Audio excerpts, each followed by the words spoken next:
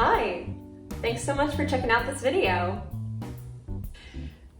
So you're probably wondering a few things. No, I don't typically wear my shoes around the house. Yes, this is a thermostat. And yes, we are doing a couch introduction. And you will find out why, because I guess I'm extra. Oh, hold on real quick, let me just fix this pillow. Ah, much better. So now, this dress. No, not this dress, silly. No, this dress took probably over a year to make. Still not talking about this dress. You're just getting distracted now, aren't you?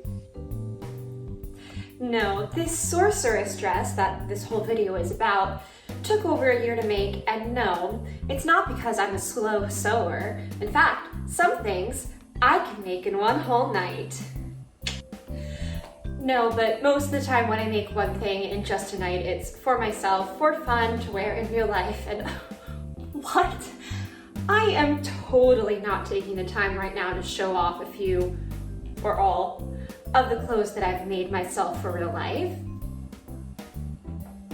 No, this Sorceress dress, which this video is about, took over a year because it's a custom commission piece I'm doing for someone who cosplays and makes their own original characters for the Ren Fair, for Halloween, for whenever they want to go and dress up, because how is that not fun, right? So it took a while for us to figure out the design from her mind to a paper of my sketches, to finding the right fabric and ordering so many samples. And then of course, once we finally found the perfect fabric, after too many were lost in overseas shipping, let me tell you that. Excuse me. To then, of course, me making a pattern, making a mock-up, doing some fittings and alterations, which is incredible we were able to meet in person and do this, and just get the whole thing together and exactly how she wanted it. So thank you so much for wanting to check out the making of the Sorceress. This was such a passion project, so fun to work with someone who loves this as much as I do, and to just get the chance to bring her magic to life. And of course, as always, I lost some footage along the way, and I'll talk about it, you'll see, but I hope you enjoy this video and the making of the Sorceress. So a few things to start. I got a new serger I got to use on this project. My dress form broke, so I got a replacement one for free. Our ceiling also broke and dripped water from the ceiling. I ate a lot of ice cream while I waited for it to be fixed and eventually got to get back into my sewing space. Woo! Okay, so I started with a mock-up, like I said, but I had lost the pictures and footage of it. I blamed the ceiling falling down. But here are some alterations and adjustments I got to make from a fitting with the client, and from there I'm just going to take each personal piece of the bodice, personal piece, yeah sure, let's go with that, and expand it as needed based off of the measurements taken at the fit.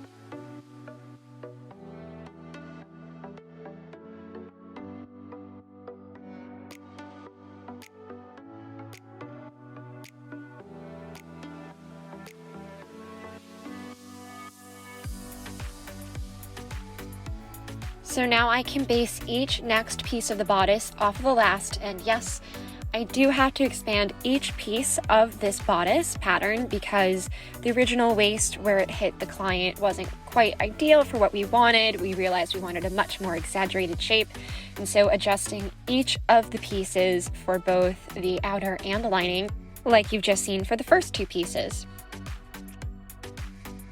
So once I have my whole new pattern, I go ahead and cut it out on our beautiful, beautiful fabric that we waited a long time for to find the perfect one. And as always, I then go ahead and serge it. Now again, this is my brand new machine that I got for the holidays. This is my first full project I got to use it for. And I know this is going to look like a lot of work right here, and it's, yes, very much sped up here in editing, but this is probably the easiest to thread serging machine I have ever worked with. Of course, me having experience on machines in New York and LA in the costume shops I worked at. But I love this one so much, and I mean, just look how smoothly it feeds through the fabric and makes the most beautiful edges, solid edges, so that the fabric never frays or anything. Okay, lost footage time.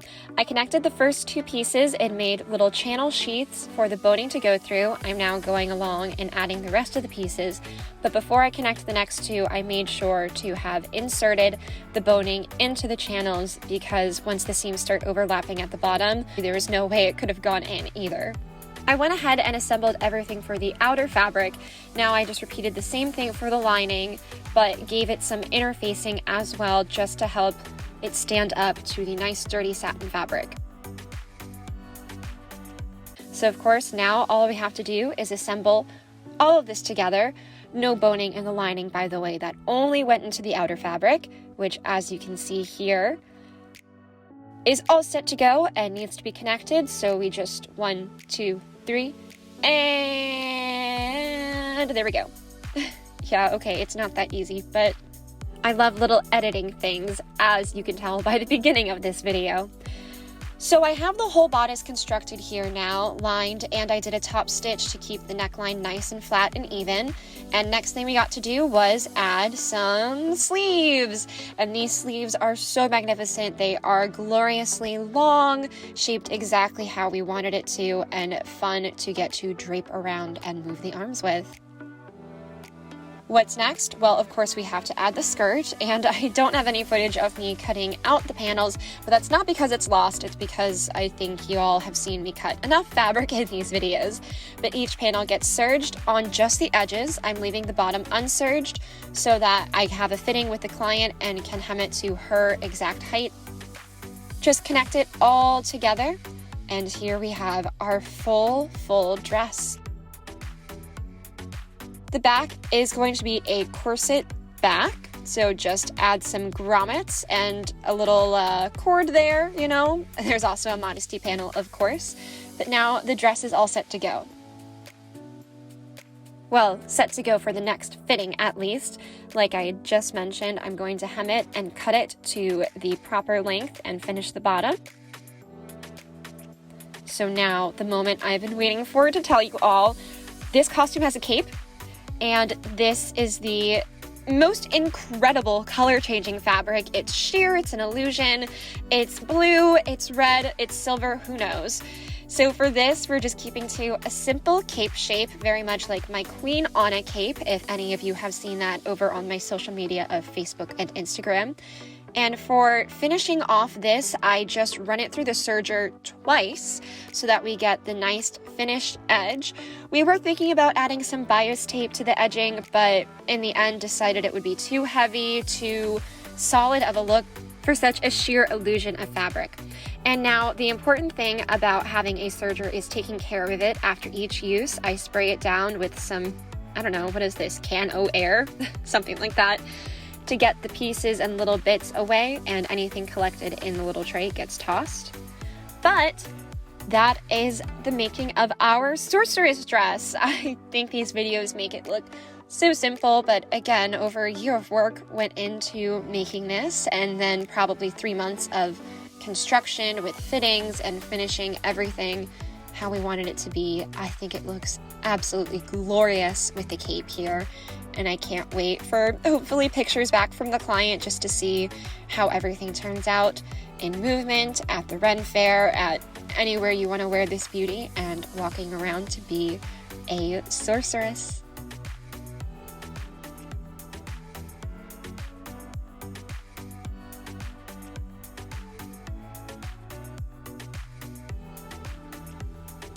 Thanks so much for watching, and I hope to see you in the next video.